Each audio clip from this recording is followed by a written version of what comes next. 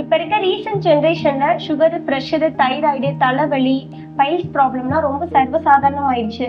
Especially சுகர்ன்றது வயசு வித்தியாசம் பார்க்காம வருது. ஒரு 10 வயசு பிள்ளைங்க வருது, ஒரு 30 வயசுக்காரவங்களுக்கு வருது. ஸோ அவங்களுக்குலாம் என்ன பிரச்சனைனா, அவங்க கணையம் வந்து இன்சுலின் சுரக்காம இருக்கிறது. கணையத்தை நம்ம மாத்திரை வடிவில் இன்சுலின் போட்டு அன்னைக்குரிய பற்றாக்குறைய சரி பண்றோம். ஆனா அந்த மாத்திரைன்றது நமக்கு ஜஸ்ட் டெம்பரரி சொல்யூஷன் தான். அதனால நம்ம லைஃப் லாங் போட்டுக்கிட்டே தான் இருக்கணும். ஆனா முக்கியமான விஷயம் என்னன்னா, கணையத்தை ரெடி பண்ண மாட்டோம். கணையத்தை அதுக்கு நியூட்ரிஷன் இம்பேலன்ஸா எப்படி பேலன்ஸ் பண்றதுன்னு தெரிய மாட்டுது.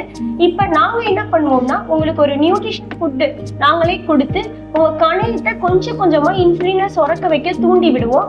அது ஒரு எவ்வளவு சுகர் இருந்தாலும், ஒரு 400 600 எவ்வளவு இருந்தாலும் ஒரு மாசத்துல இருந்து அதிகபட்சம் 3 மாசத்திலேயே அவங்களோட இன்சுலின் அந்த சுகர் லெவலை ரிவர்ஸ் பண்ணலாம். ஸோ இது வந்து நம்ம மற்றவங்களுக்கு இது ஒரு வாய்ப்பை நம்ம கொடுக்கலாம். அவங்களுக்கு தெரிஞ்சவங்க யாருக்காவது சுகரு, ப்ரெஷரு, எனிதிங் ஏதாவது மாத்திரையில இருக்காங்க, ஆனா அந்த மாத்திரையில இருந்து எப்படி வெளியில வரணும்னு சில பேர் நினைப்பாங்க. அவங்களுக்கு இந்த வீடியோஸை ஃபார்வர்ட் பண்ணுங்க.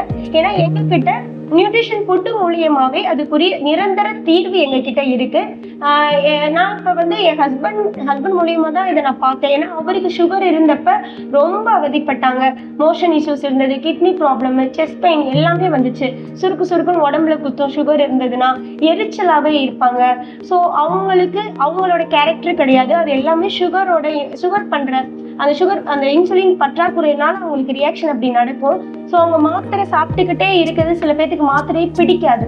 ஆனா மாத்திரை எப்பப்ப தேவையோ, அன்னைக்கு சுகர் ஒரு மாட்டை படபடன்னு வருதுன்னா அப்ப மட்டும் மாத்திரையை தூக்கி போட்டுக்கிறது அது கிடையாது.